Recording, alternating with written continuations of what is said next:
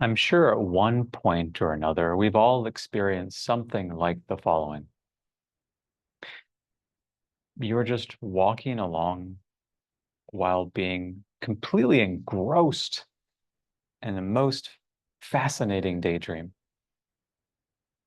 When lo and behold, you smack into a wall, one that you hadn't even seen.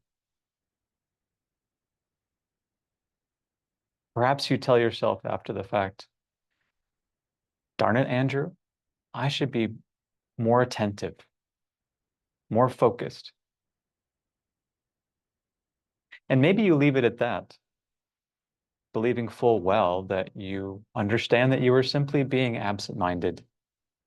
And as a result, it would be good to be more mindful in the future. But I think this incident is extremely fascinating, quite wondrous. What if that isn't the end of the story? What if incidents like these have a lot to tell us about the nature of consciousness? Let's see. In what follows, I want to use this anecdote in order to bring out and to advance three propositions. I'll advance them one at a time. Here's the first one. See what you think about it, contemplate it, test it, and determine whether or not it's true. Proposition number one. There's only ever one objective experience occurring at any given moment in time. What do I mean by objective experience? I'm referring to thoughts, feelings, sensations, bodily vibrations, tingles, etc., and perceptions. What do I mean by thoughts? I mean, for example, anticipations, memories, mental images, visualizations, mental discourse, and so on. By feelings, I mean, for example, sadness, fear, anger, etc.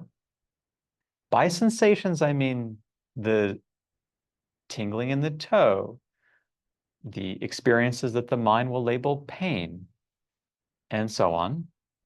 And by perceptions, I mean sights, sounds, touches, tastes, and smells. Let's check this proposition out then together. Is it possible to have at least two experiences simultaneously? Start with the following visualization. Visualize a cartoonish purple elephant, one with a nice little tutu, and one that is riding, presumably, on a very large skateboard. Visualize this right now.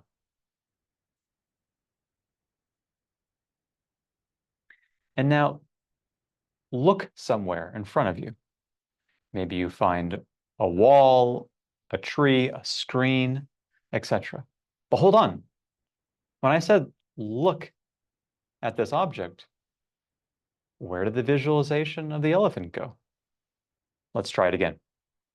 This time, look, but simultaneously hold on to the objective experience of looking as you visualize a lion with a great mane. See what happened there? There was looking, followed by visualizing. Before, visualizing preceded the act of seeing. So what does this have to say about the anecdote I told at the beginning? Well, interestingly, there was daydreaming, thinking, followed by a sensation hitting the wall, followed perhaps by seeing, and then perhaps by a thought. Don't be so stupid next time. Why? Man, that hurts. So on. So there's a succession of objective experiences appearing. Again, one after the other. We're getting to the point here. We're going to see what this means for the nature of consciousness. And that brings me to my second proposition. It is this: all objective experiences require consciousness in order for them to appear in the first place.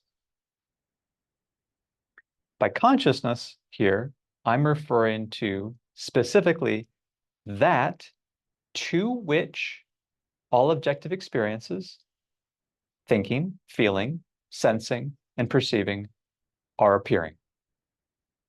I'm going to parse consciousness for the sake of this video in two ways. Firstly, I want to introduce the metaphor. Consciousness is like the background, while experiences, objective experiences, are occurring in the foreground. And second, consciousness is like a light that is illuminating an objective experience in order that it may appear at all. So let's put these two propositions together. Consciousness, the background, is illuminating the present foreground experience, which is appearing at this moment in time. Consciousness then was illuminating the experience of the daydream. What an interesting daydream. Then it was illuminating or shining a light on the smack, the sensation. Then it was illuminating the act of seeing. And then it was illuminating the thought. Oh, come on, Andrew. Don't be so absent-minded, etc. Consciousness was then successively, from its background position, so to speak, illuminating each objective experience in turn. There's a surprise coming. Wait for it. So now I come to the third proposition. The third proposition states objective experiences rise and fall, or come and go, and as such are intermittent.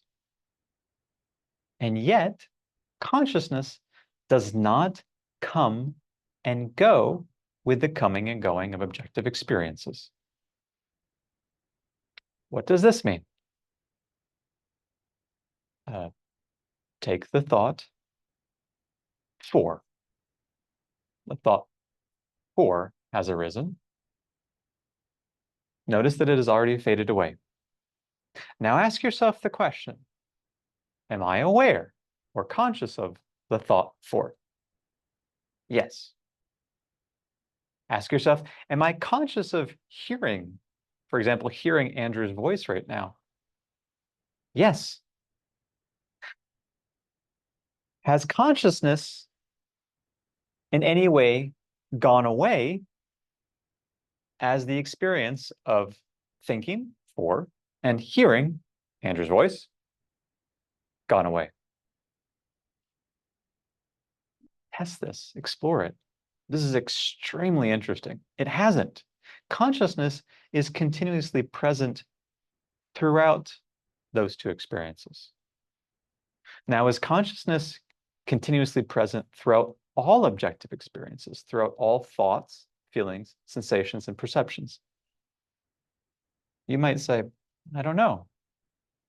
If you explore it, you may discover that it actually is the case. That consciousness is never actually absent, notwithstanding the simple fact that hearing and seeing and touching and tasting and smelling and sensing and thinking and feeling are rising and falling and rising and falling and therefore coming and going.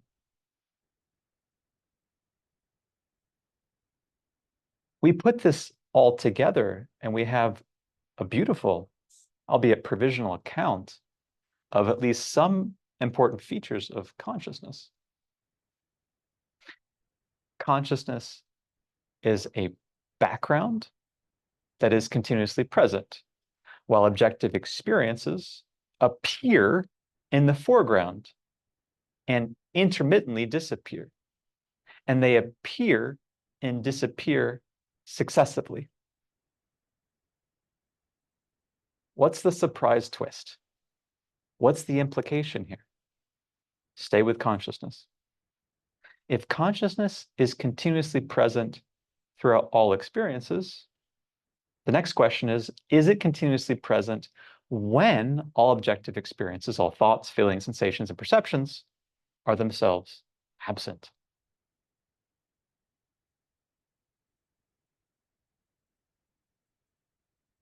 Let's suppose you actually, through a searching inquiry, come to understand that yes, consciousness is present when there are objective experiences appearing and when no objective experiences are appearing.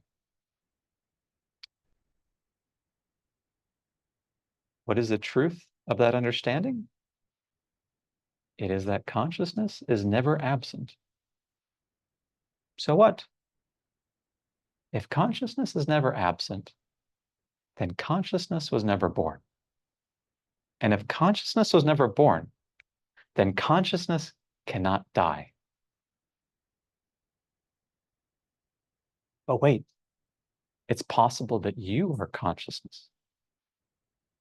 And if that's true, then you, consciousness, were never born. And thus you, consciousness, cannot die. If this were experientially understood, then the fear of death would be no more. And wouldn't that be a beautiful thing?